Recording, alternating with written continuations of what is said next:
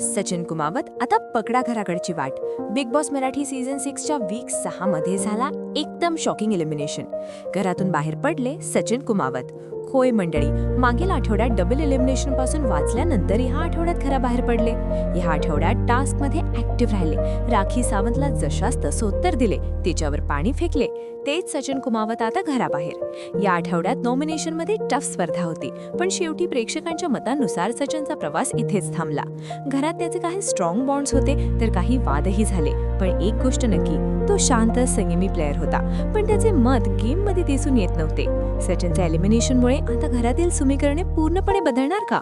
आयुष, करण आणि आता सचिन बाहेर गेल्यामुळे बाल्कनी गँग संपली आहे. तर आता बाल्कनी गँगचा काय होणार? प्राजक्ता पण पुढच्या आठवड्यात बाहेर जाणार का? तुम्हाला काय वाटतं? हा डिसिजन योग्य होता का? कॉमेंट करून नक्की सांगा. लाईक, शेअर आणि फॉलो करायला विसरू नका.